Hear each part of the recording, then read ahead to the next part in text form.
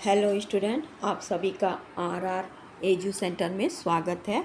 आज मैं उत्तर हड़प्पा से संबंधित वीडियो लाई हूँ, तो शुरू करते हैं वीडियो। उत्तर हड़प्पा का वर्णन। विद्वानों के मत अनुसार हड़प्पा सभ्यता का पतन का काल 1800 ईसा पूर्व थी। इस सभ्यता का पतन के बाद से ही उत्तर हड़प्पा सभ्यता का विकास हुआ था। 1960 के दशक में जिस विद्वानों ने हड़प्पा सभ्यता की खोज की थी, सभी विद्वानों का हड़प्पा सभ्यता के पतन के विषय में सभी का मत एक था कि हड़प्पा सभ्यता का पतन अचानक हुआ था। यह विद्वानों ने केवल हड़प्पा सभ्यता के नगर और नगर नियोजन पर अपना ध्यान केंद्रित किए हुए थे, किंतु 1960 के दशक के अंत में पोसेल और मलिक जैसे विद्वानों ने हड़प्पा सभ्यता के निरंतरता पे अपना ध्यान केंद्रित किए। यह सच है कि हड़प्पा और मोहनजोदड़ो जैसे नगरों के लोगों ने परित्याग कर दिया था, किंतु गुजरात, राजस्थान और पूर्वी भारत में गांव और कस्बे की संख्या निरंतर बढ़ रही थी। मुख्य रूप से हड़प्पा नगर सभ्यता समाप्त हो चुका था, किंतु कुछ स्थानों में मिले मृदभांड और साक्ष्य हड़प्पा सभ्यता के मृदभांड के समान पाए गए थे। उत्तर हड़प्पा सभ्यता की बस्ती।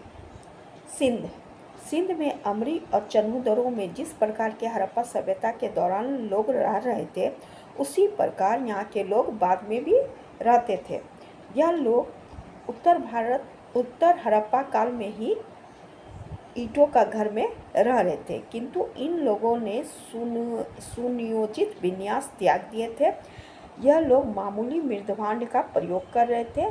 सिंधु घाटी सभ्यता में जिस तरह के अच्छे मृदभांड का प्रयोग हो रहा था, इस काल में अब नहीं हो रहा था। इस मृदभांड को, जिसे झुकर मृदभांड का नाम दिया गया है, ये पांडु भांड थी, जिसमें लाल कलर का पट्टी की गई थी और काले रंग की चित्रकारी की गई थी।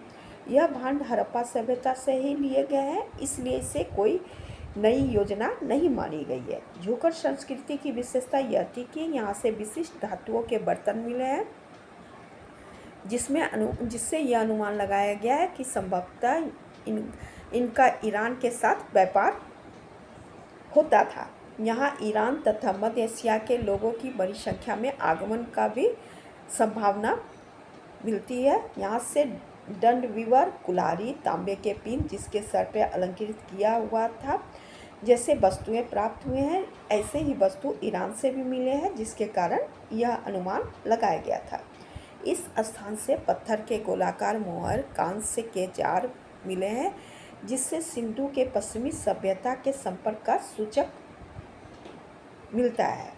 भारत और ईरानी सीमांत प्रांत। उत्तर हड़प्पा सभ्यता में सिंध प्रांत के पश्चिमी में बलूचिस्तान और भारतीय में ईरान सीमांत प्रांत में उन लोगों के रहने का साक्ष्य प्राप्त हुआ है जो थप्पेदार, ताम्र मोहर और ताम्र दंड बीवर कुल्हाड़ी का प्रयोग करते थे। पंजाब, राजस्थान और हरियाणा, इन स्थानों से भी स्पष्ट यह जानकारी मिलती है जिस प्रकार हड़प्पा सभ्यता के दौरान लोग निवास कर रहे थे, उसी प्रकार इसके पतन के बाद भी लोग निवास कर रहे थे। मृदभांड पे यहाँ के स्थानीय मृदभांड ने अपना स्थान, केवल यहाँ के जो मृदभांड थे, स्थानीय मृदभांड अपना स्थान बना लिया था। यहाँ के स्थानीय परंपरा बन गई थी, जिसके कारण नगरीय सभ्यता का ह्रास हो गया था। मीताथल, रोपर और सिसवाला के परंपरा सुप्रसिद्ध थी। 12 और सिसवाल में ईंट के मकान मिले हैं। इसके अलावा इनमें से कई स्थान में गैरिक मृदभांड भी पाए गए हैं। ऐसी मृदभांड राजस्थान, गुजरात, हरियाणा और कई स्थानों से पाए गए हैं, जहां ग्रामीण संस्कृति पाई गई थी। यह उत्तर हड़प्पा काल का सूचक है। कच्छ और सौराष्ट्र में नगर चरण का अंत रंगपुर और सोमनाथ से स्पष्ट रूप से दिखाई पड़ता है। नगर चरण में इनकी हड़प्पा नगर के मृदभांड का सह अस्तित्व में स्थानीय मृदभांड की परंपरा थी। यह परंपरा बाद के समय तक बनी रही। रंगपुर जैसे कुछ स्थल में इस समय अधिक विकसित हो गई थी। रंगपुर जैसे कुछ स्थान अधिक इस काल में विकसित हुई थी। यह लोग जिस मृदवान का प्रयोग करते थे उसे चमकीले लाल मृदवान कहा जाता था। उत्तर हड़प्पा काल के दौरान दूरस्थ क्षेत्र के लोग द्वारा हड़प्पा सभ्यता की आयातित औजार, लिपि और बाट का प्रयोग बंद कर दिए गए थे। यह लोग स्थानीय पत्थरों से बने औजार का प्रयोग कर रहे थे। हड़प्पा सभ्यता के दौरान गुजरात में 13 बस्तियां थीं, जबकि उत्तर हड़प्पा काल के दौरान यह बस्तियां की संख्या 200 से अधिक हो गई थी, जिससे यह स्पष्ट होता है कि हड़प्पा सभ्यता के लोग इन स्थानों में आकर बस गए थे। महाराष्ट्र में भी उत्तर हड़प्पा का साक्ष्य मिला है, जो कि कृषि समुदाय में परिवर्तित हो गई थी। हड़प्पा सभ्यता के पतन के पश्चात भी यहाँ की सभ्यता कायम रही। यहाँ के लोग अपनी परंपरा को संभवतः जीवित रखे।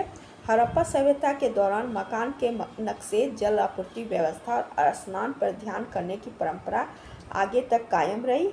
हड़प्पा सभ्यता के पुजारी वर्ग अत्यंत शिक्षित और संगठित वर्ग थे। ये लोग आगे भी अपनी शिक्षा कायम रखे, जो आर्यों के आगमन के बाद उनमें सम्मिलित हो गए थे, यह अनुमान किया जाता है। शिल्प